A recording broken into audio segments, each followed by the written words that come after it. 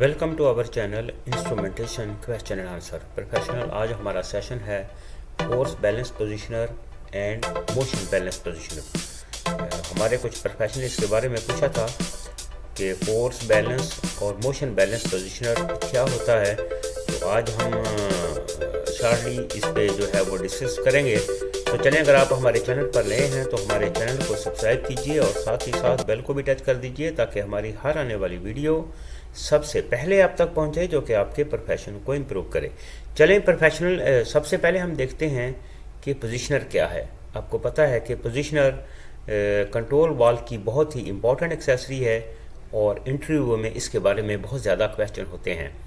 तो शॉर्टली हम यहाँ पर आपको एक्सप्लेन करते जाते हैं कि पोजीशनर क्या है। पोजीशनर हमारी वो एक्सेसरी है या वो डिवाइस है जो हमारे कंट्रोल वाल्व की पोजीशन को कंट्रोल करती है। इंटरव्यू में अक्सर ये क्वेश्चन होता है, वाई वो यूज़ द पोजीशनर। हम पोजीशनर इसलिए यूज़ करते हैं कि हम कंट्रोल वाल्व की पोजीशन को मेंटेन और कंट्रोल कर सकें। तो अभी देखते हैं कि पोजीशनर जो हैं उसकी टाइप्स कितनी हैं। पोजीशनर जो हैं वो 3 टाइप्स के होते हैं। इसमें एक न्यूमेटिक पोजीशनर होता है, इलेक्ट्रोन्यूमेटिक पोजीशनर होता है और स्मार्ट पोजीशनर होता है। तो अभी हम चलते हैं कि पोजीशनर फोर्स बैलेंस पोजीशनर जो है वो कैसे काम करता है। पहले हम फोर्स बैलेंस लेते हैं।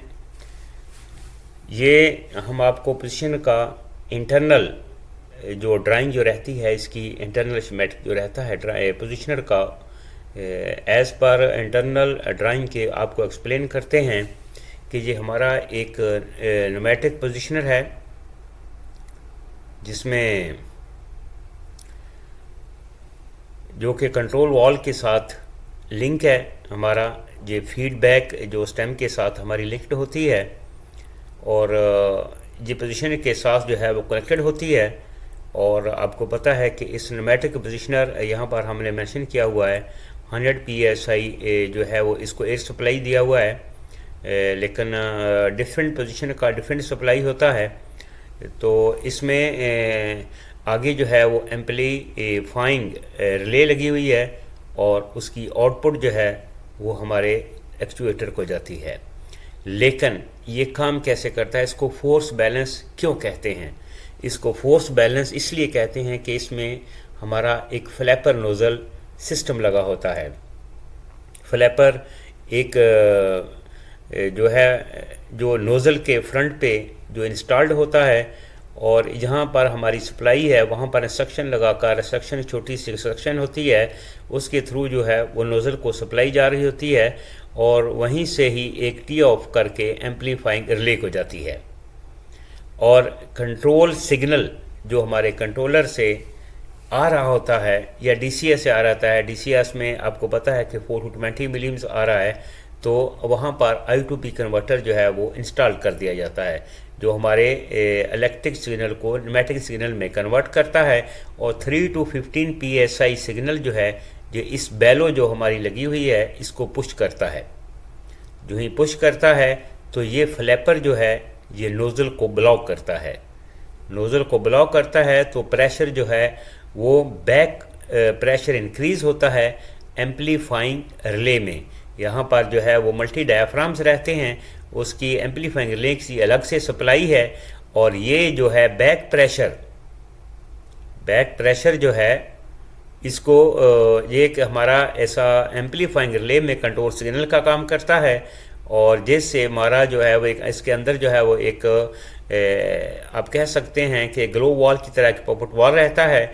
जो ही ये हमारा बैक प्रेशर इंक्रीज़ होता है तो सप्लाई प्रेशर का रास्ता जो है वो इंक्रीज़ होता है, जिससे हमारा कंट्रोल वॉल जो है वो उसके वो मूवमेंट होती है उसमें हमारी, क्योंकि ये इसकी आउटपुट हमारे कंट्रोल वॉल के डायाफ्राम को जा रही होती है।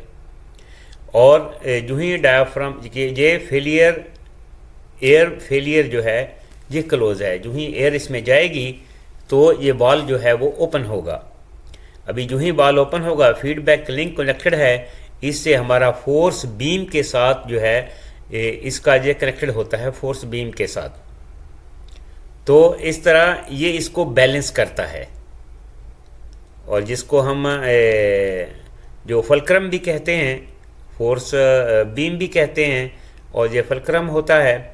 और ये नीचे हमारी जो है वो एक बेलो रहती है।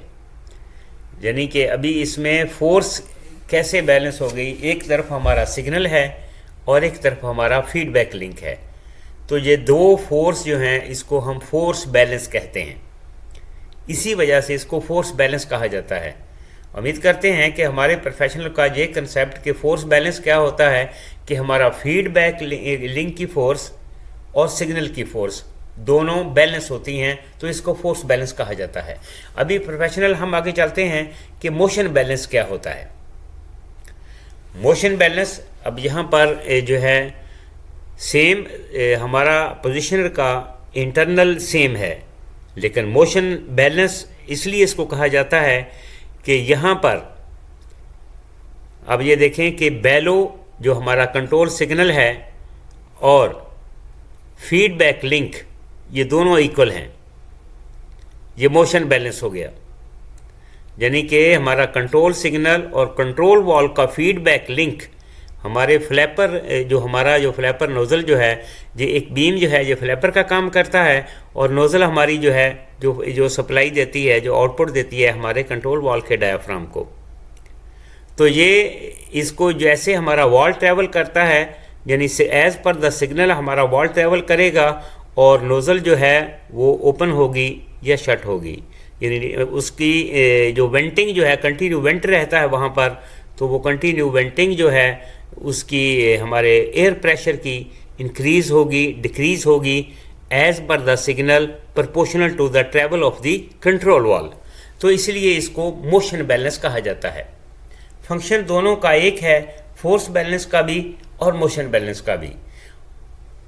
कि ये डिफरेंस इसमें यह रहता है कि इसमें हमारा फ्लैपर जिसको हम बीम कहते हैं, फ्लैपर कंट्रोल सिग्नल और फीडबैक दोनों का जब बैलेंस होता है तो एज़ पर द बैलेंस, जिसको हम मोशन के बैलेंस कहते हैं, कि एक तरफ हमारी बेलो जो है वो मोशन में आती है, दूसरी तरफ हमारा फीडबैक जो है वो मोशन में आता है, जिससे हमारा बैलेंस बनता है इस बीम का, और नोज़ल जो है जिससे हमारा फीडबैक प्रेशर जाता है हमारे कंट्रोल वॉल के डायाफ्राम को। तो ये इस तरह मोशन बैलेंस और फोर्स बैलेंस यही डिफरेंस है, लेकिन काम दोनों का एक ही है। उम्मीद करते हैं प्रोफेशनल कि ये आज का सेशन हमारे प्रोफेशनल को मोशन बैलेंस और फोर्स बैलेंस का कंसेप्ट उनको क्लियर हो जाएगा। तो मिलते हैं नेक्स्ट वीडियो में। Have a nice day.